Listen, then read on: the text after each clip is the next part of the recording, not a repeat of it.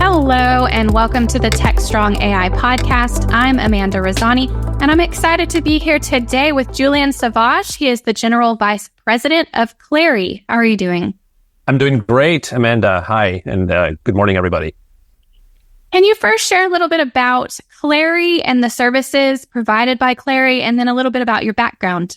Yeah, of course. So Clari, we're an industry-leading AI-powered revenue platform provider. So B2B SaaS, we help companies really optimize their end-to-end revenue process. Customers would include Okta, Zoom, Workday, Adobe, and others. And my background has always been kind of like at that intersection of AI and revenue. I am French, as I'm sure a lot of you can imagine. And I actually majored in math, and I was doing AI in France before AI was a big deal. And then I came to the States about 10 years ago and worked with companies like Salesforce, Gong, and Clari, which are very much in that revenue space.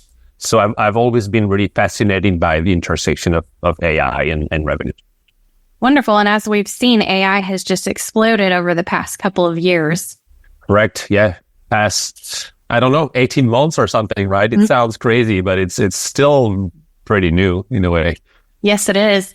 Well, that brings us to our topic today. So y'all published a recent survey, and it shows that companies are leaving a shocking amount of revenue on the table because they're not making the most of AI technology. Yeah. And in fact, one of the pieces of the report says revenue leaders report losing out on 26% in global revenue. So my question for you is, how and why is that? Yeah, that's a good question. So that phenomenon we call revenue leak. And the definition for that thing, revenue leak, is breaks in your revenue process. As I said, Clari has always very much been of the companies who believe that revenue is not just an outcome at the end of the year, at the end of the quarter, at the end of the month. It's really a process that has to be governed end to end, from data to results. And so with that in mind, what we have seen is that in that process, there's breakdowns, right? Certain times, the RevOps leaders are not able to capture the right data to give the visibility and the governance to the leaders. Sometimes your frontline manager, your account executives are not able to act on that data. So there's a lot of potential sources of revenue leak. And so the report pretty much discusses the examples of said revenue leak and tries to quantify the impact and give solutions for leaders to implement in their organizations.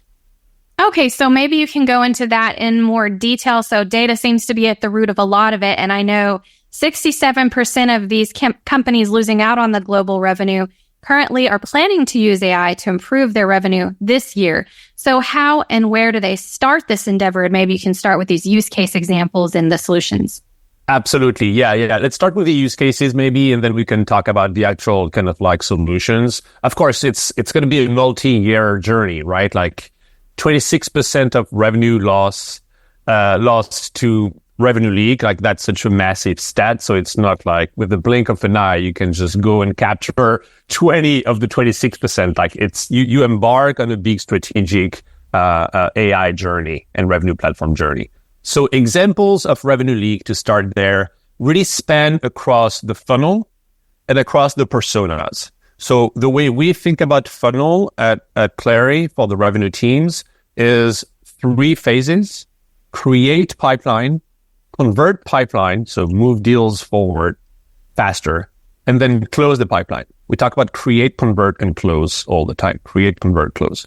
And so then alongside those 3 dimensions, what we did is we surveyed our respondents. I think it's over 450 companies, right? And we asked them, we had a list of 10 revenue leak examples for create, 10 for convert, 10 for pipeline close. And we asked them to just stack rank them.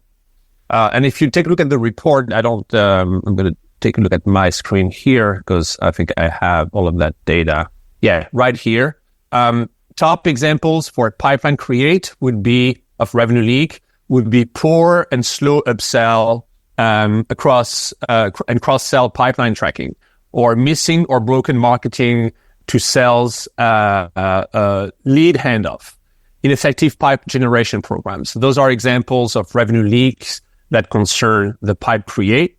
And then pipe conversion would be very much around unsure where the pipeline is dropping off, inability to diagnose a deal progression, which is very much linked to the lack of data.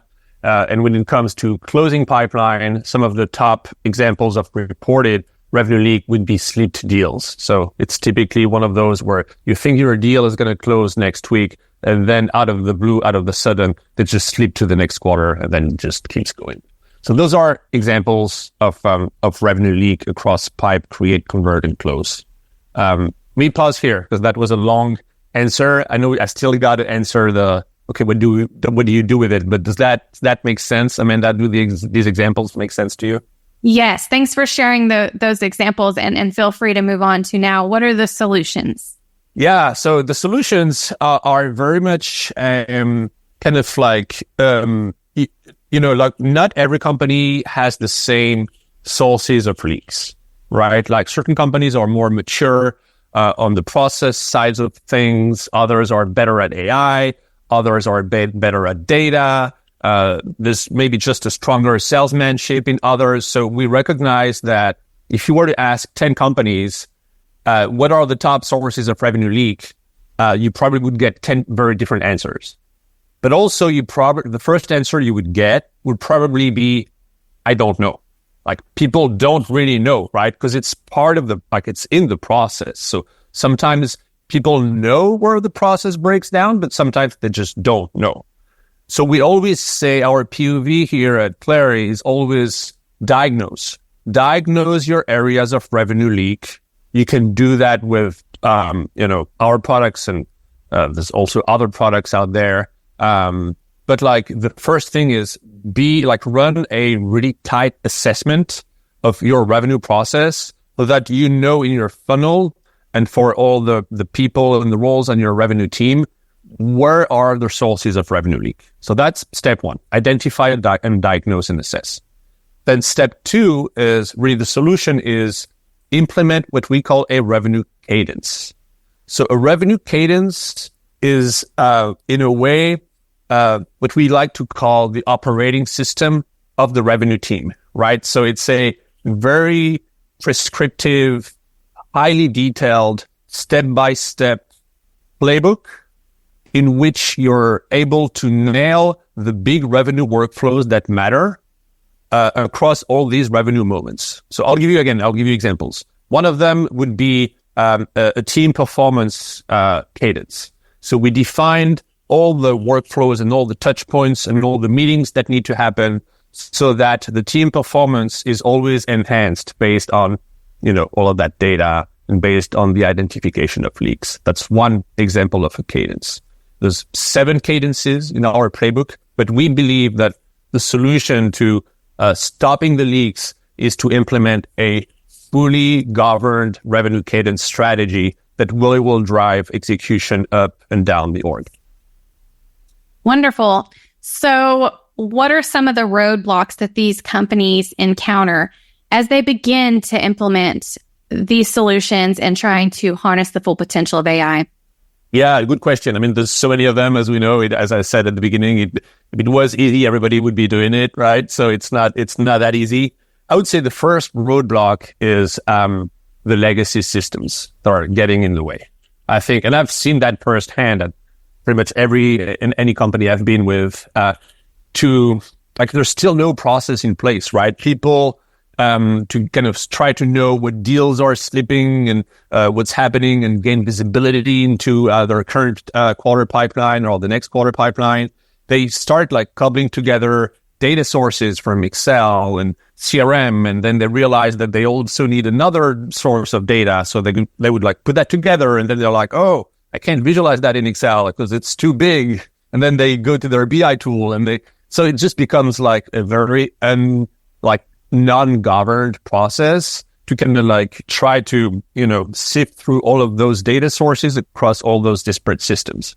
So the first obstacle is the legacy way of doing things. That combination of CRM, Excel, and BI, it's just not enough. So that's one of the things that we believe. We believe that people need a unified, purpose-built platform to run revenue. That's the first obstacle. So move past the previous generation tools.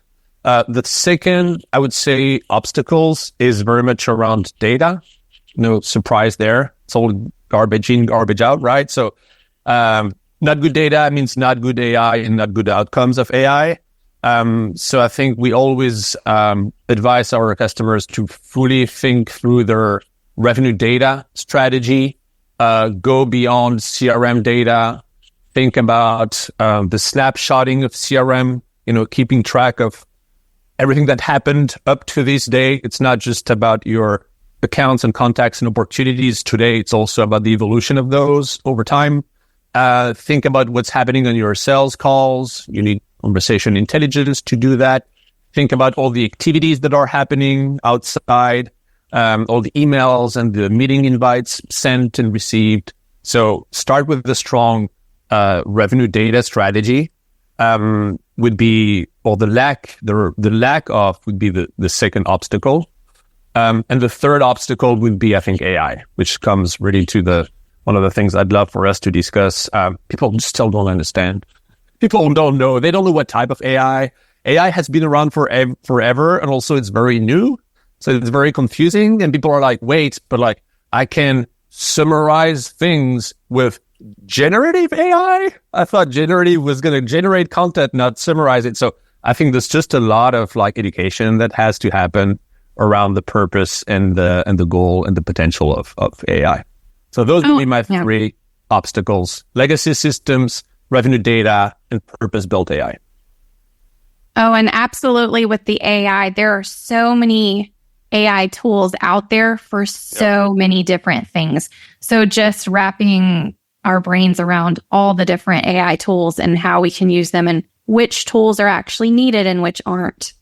Absolutely. Honestly, side note, even as a marketer, I still struggle. It's a different space than revenue, right? Like it's not in sales or in the revenue team, but like I still struggle finding the right AI tool for the right marketing application myself. So I just explained, I'm a math guy and I did AI in France before when AI wasn't as hot. So if I still struggle, a lot of people still struggle for sure. Yes, and I know there's some fear there. So part of it is just getting over the fear of just jumping in and trying out some AI tools. It's not going to hurt you to just try some out.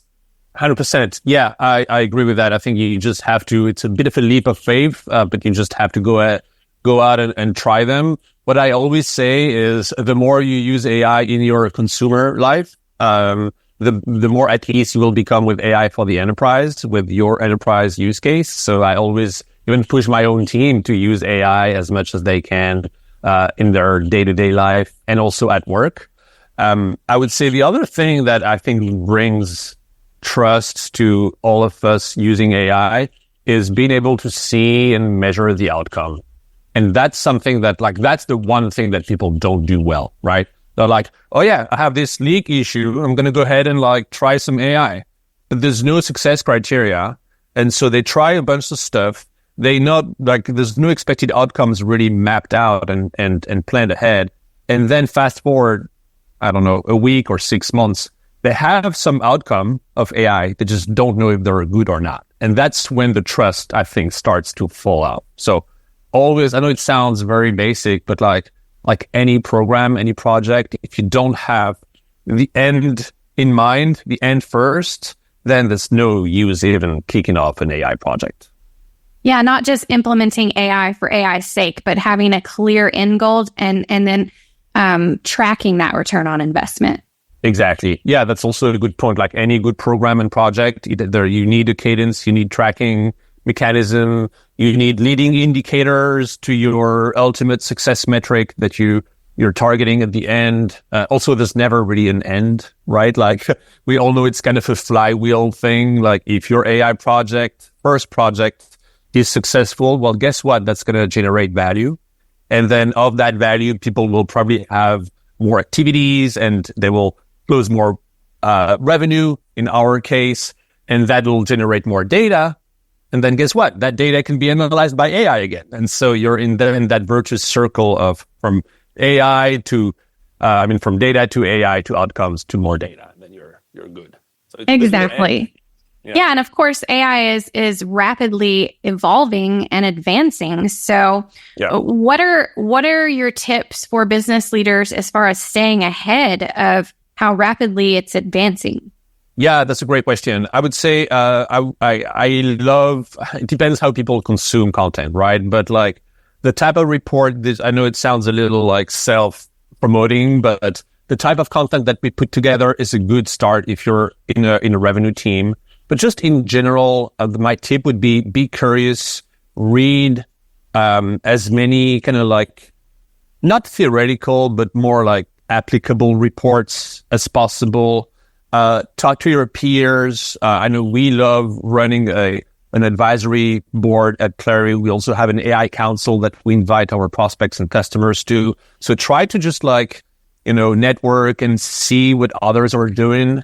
And then, as we said, give it a shot. Pick that one use case. Don't boil the ocean. Pick that one use case. Have a clear success criteria in mind, a clear plan, and then you just go take that leap of faith. And if it doesn't work, then at least you will have tried. And if it worked, then it's going to be great. So read and educate, network, and give it a shot. Those would be my 3 tips. Wonderful. Well, we're almost to the end of our segment. So if you could share one key takeaway for our audience today, what would that be? One key takeaway. Oh man, that's a hard question because I don't know. It feels like this was a rich discussion and we peppered in some stats and whatnot. I would say the one takeaway is think of revenue as a process. Think about assessing where your revenue process is breaking down, and then start educating yourself around how AI can help you with those breakdowns in your process. All right. Well, thank you for coming on our show and sharing your insights with us today. And I want to thank our audience and stay tuned. There's more.